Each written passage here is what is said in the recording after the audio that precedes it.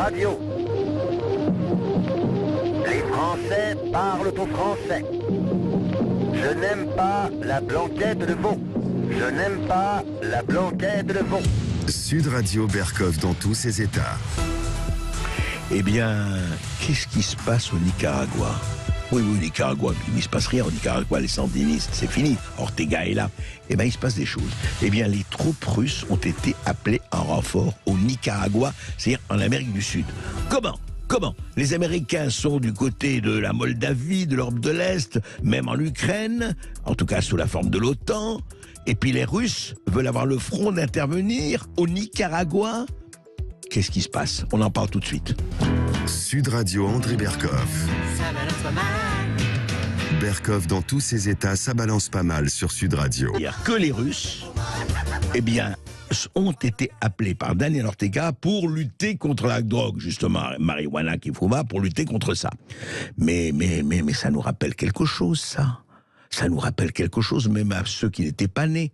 En 62-63, quand Khrouchtchev a voulu installer des missiles à Cuba, on se rappelle que Kennedy avait tout de suite, vous les enlevez 48 heures, sinon c'est la guerre. Alors, qu'est-ce qui se passe ? Eh bien, on va en parler avec Alain Rodier. Bonjour Alain Rodier. Bonjour. Bonjour, vous êtes ancien officier supérieur au sein des services de renseignement français et vous êtes aujourd'hui directeur adjoint du Centre français de recherche sur le renseignement. Alors, c'est quoi ? Comme ça, on est tenté, mais je sais que ce n'est pas évidemment la réponse. Est-ce que c'est quand même le berger à la bergère ou c'est quoi le fait que ça arrive en ce moment, qu'on apprenne que Daniel Ortega appelle les troupes russes pour lutter contre le trafic de drogue dans l'arrière-cour des USA ?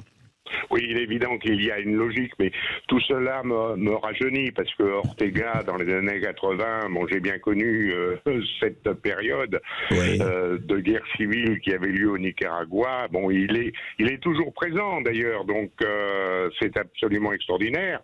Oui. Et bon, il appelle pas les Russes à la rescousse, il invite les Russes, mais pas que d'ailleurs, hein. Il invite également les Américains à organiser des manœuvres communes au Nicaragua dans le but de lutter contre des vrais méchants, c'est-à-dire les trafiquants de drogue. Bon, il est évident que là, il y a un geste politique extrêmement visible. Oui. Parce que le Venezuela comme Cuba ont été mis à l'index. Hein. On a bien vu le sommet des Amériques qui vient d'avoir lieu, où il n'était pas il n'était pas invité, hein, c'est bien ça. Oui. Il n'était pas invité. Ça avait d'ailleurs provoqué le courroux du président mexicain, qui n'a pas fait le déplacement parce qu'il protestait contre la non-invitation du Venezuela aussi, de Cuba, et donc...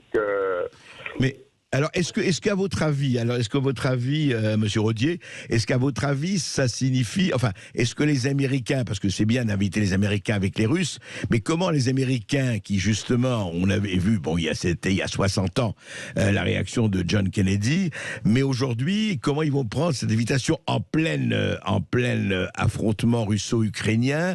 Comment ils vont prendre cette invitation sympathique et gentille du Nicaragua? Non, ils vont la prendre très mal parce que de toute façon, ils sont totalement opposés au pouvoir actuel au Nicaragua. Des sanctions ont été décrétées, donc c'est plutôt, même je dirais, de la part de Ortega, une sorte de provocation, une sorte de plaisanterie que les Américains ne vont pas apprécier. Cela dit, il faut remettre les choses à leur mesure, puisque on parle de l'affaire de Cuba, effectivement. Mais là, bon, il est question de 80-100 militaires russes qui viendraient faire passer 6 mois dans ce pays. Je dirais, ils seront peut-être mieux là d'ailleurs qu'en Ukraine. Et bon, d'un autre côté, des militaires vénézuéliens, nicaraguayens pourraient sortir du territoire aussi pour se rendre en Russie. D'accord. Mais donc ça reste tout de même dans la taille, je dirais pour le moment extrêmement limité. D'autant que les militaires russes, il y en a un petit peu partout. Il suffit de regarder une carte de l'Afrique à l'heure actuelle, des missions de coopération, de conseil, etc., que ce soit par des officiels, que ce soit par des sociétés privées. Ils sont déjà présents. Oui, un peu partout. Un peu partout. Alors, juste une dernière question. On voit bien, et vous le dites très bien. En fait, c'est une provocation. Ce n'est pas, enfin, ça n'ira pas plus loin. En revanche, on verra la réaction de Biden et du gouvernement américain. Juste une question, Alain Rodier.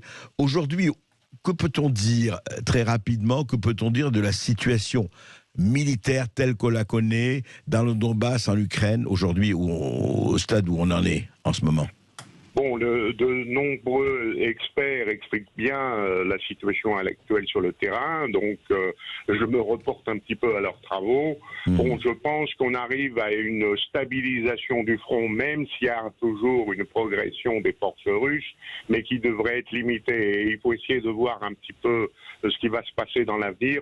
Moi, je pense à une situation à la coréenne, c'est-à-dire que cela va se finir par une ligne de démarcation. On ne connaît pas encore le tracé. Je rappelle qu'avec la Corée du Nord, aucune paix n'a été signée depuis 1953, mais donc c'est un cessez-le-feu. Donc je pense qu'à un moment ou à un autre, la situation va vraiment se figer et on va définir, enfin la communauté internationale va définir une ligne de démarcation qui va couper l'Ukraine en deux. En deux, oui. Oui, on va écouter qui vivra verra. Effectivement, on va suivre ça. Merci Alain Rodier, merci de vos éclaircissements. Merci.